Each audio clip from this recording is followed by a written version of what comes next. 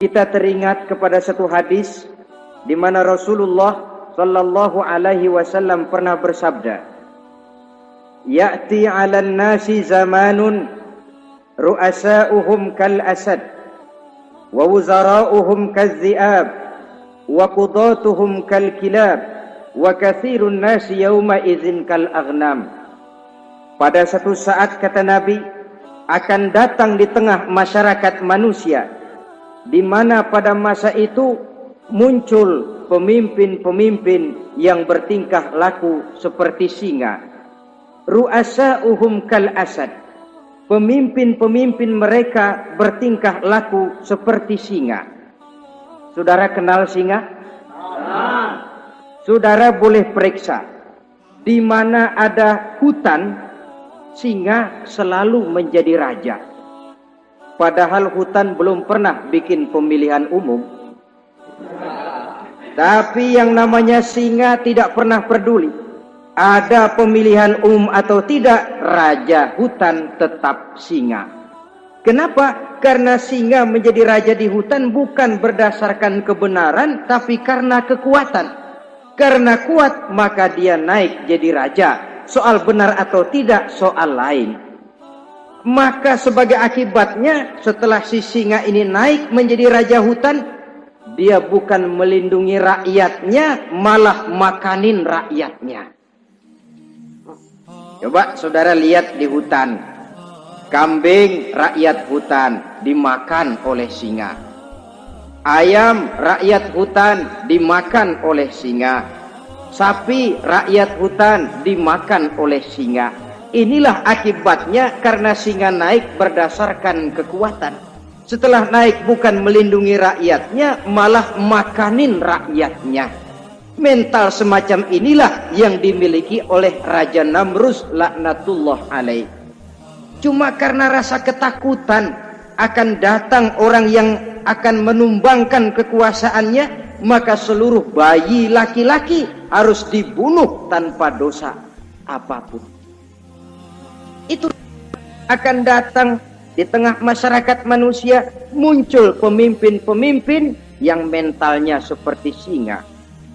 Lah kalau yang jadi pemimpin sudah seperti singa, wa wuzara'uhum kaz-zi'ab.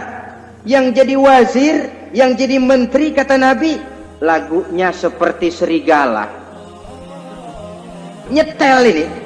Kalau sudah pemimpin seperti singa, yang jadi menteri seperti serigala. Apa serigala itu? Saudara tahu dalam dongeng anak-anak, serigala itu kan binatang yang paling licik. Untuk terang-terangan dia tidak berani karena tidak punya kekuatan seperti sang singa. Maka dia pakai ilmu kelicikannya. Serigala itu kalau ingin makan daging ayam, pakai bulu ayam. Kalau kepengen makan daging kambing, pakai bulu kambing. Pendeknya, serigala binatang yang menghalalkan segala macam cara asal tujuan tercapai. Itulah serigala. Lambang dari sifat kelicikan. Lempar batu, sembunyi tangan. Pengen makan daging ayam, pakai bulu ayam, nyaruh jadi ayam. Pengen makan daging kambing, pakai bulu kambing, nyaruh jadi kambing. Ini akibat dari yang pertama tadi. Pemimpin seperti singa, lalu menteri pun seperti serigala. Efeknya kemudian yang segera menyusul apa? Wa qudatuhum kal kilab. Kalau pemimpin sudah seperti singa, menteri sudah seperti serigala, wa qudatuhum kal kilab, akan muncullah para penegak hukum yang mentalnya seperti anjing. Inna lillahi wa inna ilaihi raji'un. Penegak hukum yang mentalnya seperti anjing itu. Anjing, saudara lihat, anjing akan setia kepada siapa saja yang memberinya daging. Kalau dia disuruh jaga rumah, dia tidak bisa membedakan mana yang maling, mana yang tamu. Biar yang datang tamu, kalau nggak bawa apa-apa, pasti digonggong. Biar yang datang maling, kalau bawa daging, anjing kalem.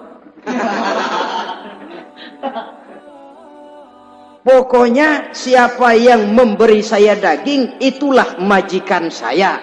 Apa kata majikan saya, itulah yang saya laksanakan. Maka hilang kebenaran hukum, hancur norma-norma keadilan. Oleh karena apa? Oleh karena anjing dapat daging. Lalu dalam kondisi semacam itu, yang jadi rakyat bagaimana? Kata Nabi, wa katsirun nas yauma izin kal aghnam. Adapun kebanyakan orang pada masa itu, lagunya sudah seperti kambing. Saudara, kambing itu binatang yang cuma menang groyokan dan tidak punya alternatif. Namanya kambing, digiring ke lapangan embe. Betul kan? Betul. Digiring ke kuali embe, dikasih makan rumput embe, sampai pun mau dipotong masih embe juga. Tidak punya pilihan lain si kambing ini, tidak punya alternatif lain. Kondisi semacam inilah yang terjadi di masa pemerintahan Raja Namruz laknatullah alaih.